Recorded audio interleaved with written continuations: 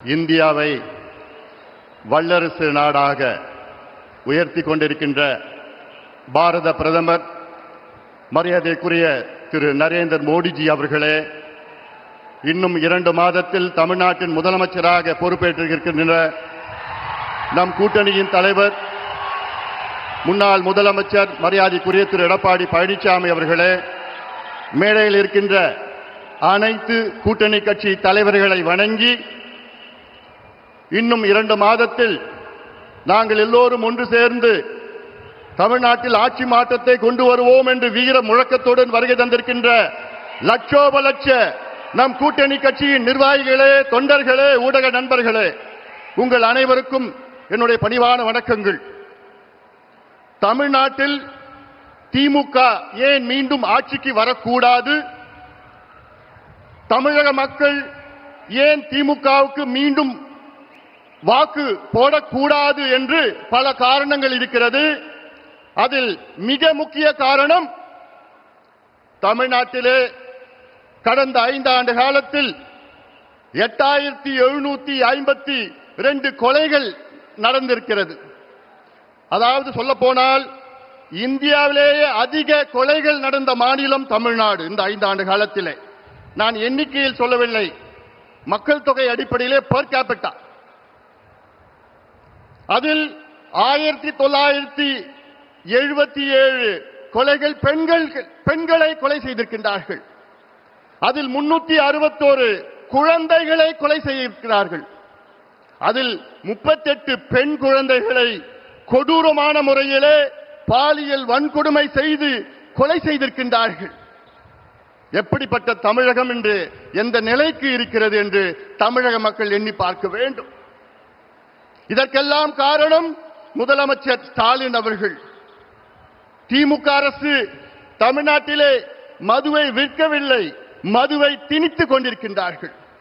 இந்தியாவிலேயே அதிக மது விற்கின்ற மாநிலம் தமிழ்நாடு, பெர் கேபிட்டா கன்சம்ஷன். இந்தியாவிலேயே மதுவால் அதிக சாலை விபத்துக்கள் நடக்கின்ற மாநிலம் தமிழ்நாடு. இந்தியாவிலேயே அதிக மக்களுக்கு மதுவால் கல்லீரல் பிரச்சனை, liver problem, cirrhosis of liver, fatty liver இருக்கின்ற மாநிலம் தமிழ்நாடு. அதை பற்றி எந்த கவலை, எந்த அக்கறை இல்லாத ஒரு முதலமைச்சர் ஸ்டாலின் அவர்கள்.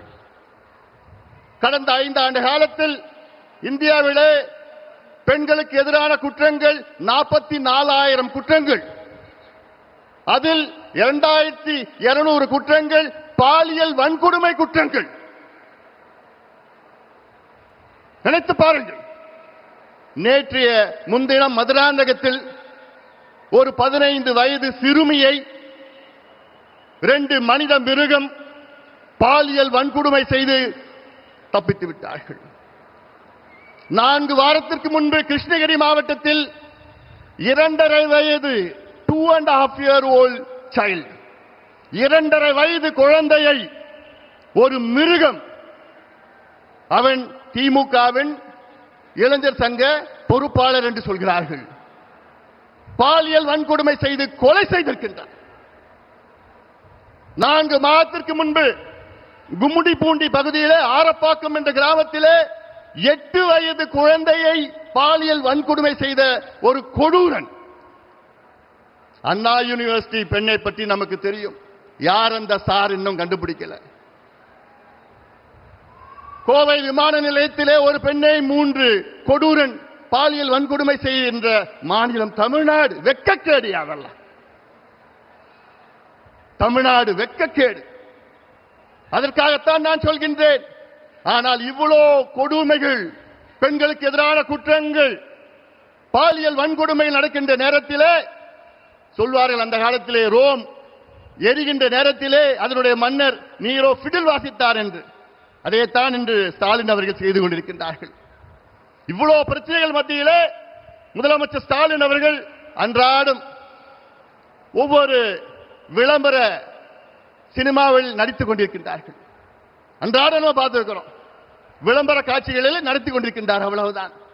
ஆனால் நான் கேட்கின்றேன், தமிழக மக்களே, ஒரு மருத்துவனாக நான் கேட்கின்றேன், 3 மகள்களை பெற்ற தந்தையாக நான் கேட்கின்றேன், தயவு செய்து இந்த கொடூரன் திமுக ஆட்சியை அகற்றுங்கள், அகற்றுங்கள்.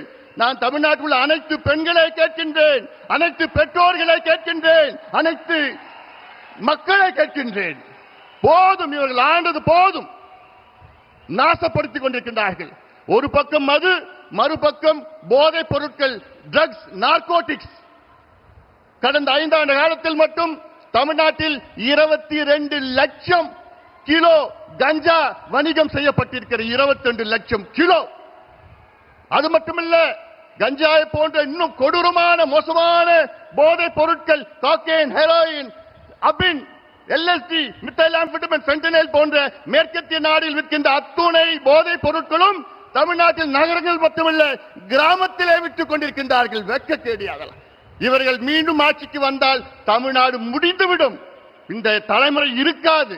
அந்த ஆதங்கத்தில் தான் நான் சொல்கின்றேன், தமிழக மக்களே, ஒரு ஆட்சி மாற்றத்தை கொண்டு வாருங்கள். ஒரு பக்கம் கொலைகள், மற்றொரு பக்கம் தற்கொலைகள். தமிழ்நாட்டில் 5 ஆண்டு காலத்தில் விவசாய பெருமக்கள் நமக்கு சோறு போடுகின்ற கடவுள் 3280 விவசாயிகள் தற்கொலை செய்திருக்கின்றார்கள். மன்னிக்க கூடாது, மன்னிக்க மாட்டார்கள் விவசாயிகள். தமிழ்நாட்டில் அனைத்து விவசாய பெருமக்களே, உங்கள் பாதங்களை தொட்டு நான் கேட்கின்றேன், நீங்கள் திமுகவை அகற்றுங்கள், விரட்டி அடியுங்கள். அத்தனை விவசாய பெருமக்களும் நீங்கள் முடிவு செய்யுங்கள். நாங்கள் உங்களுக்கு நல்லது செய்வோம். மத்தியிலே நம் ஆட்சி, மாநிலத்திலே நம் ஆட்சி. நம் கூட்டணிக்கு வாக்களியுங்கள். நம்முடைய முதலமைச்சர், வருகால முதலமைச்சர் எடப்பாடி பழனிசாமி அவர்களை தமிழ்நாட்டின் முதலமைச்சராக, ஒரு விவசாயியை முதலமைச்சராக கொண்டு வாருங்கள், வாருங்கள் என்று உங்களை பணியோடு பாசத்தோடு கேட்டுக்கொள்கின்றேன். மண்ணை கொள்ளடிச்சாங்க, மலையை கொள்ளடிச்சாங்க, மரத்தை கொள்ளடிச்சாங்க, திருச்சியில கிட்னியையும் கொள்ளடிச்சிட்டு இருக்கிறாங்க. இந்த திமுகவை நீங்க மன்னிக்க கூடாது. தமிழக மக்களே, தயவு செய்து நான் கேட்கின்றேன், இந்த கொடூரமான மக்களுக்கு எதிரான, பெண்களுக்கு எதிரான, குழந்தைகளுக்கு எதிரான இந்த மோசமான கஞ்சா ஆட்சி, சாராய ஆட்சி, ஊழல் ஆட்சியை, திமுக ஆட்சியை அகற்றுங்கள், அகற்றுங்கள், அகற்றுங்கள். எங்கள் கூட்டணிக்கு வெற்றியை கொடுங்கள், வாய்ப்பை கொடுங்கள் என்று உங்களை பணியோடு பாசத்தோடு கேட்டுக்கொண்டு நன்றியோடு அமர்கின்றேன். வணக்கம்.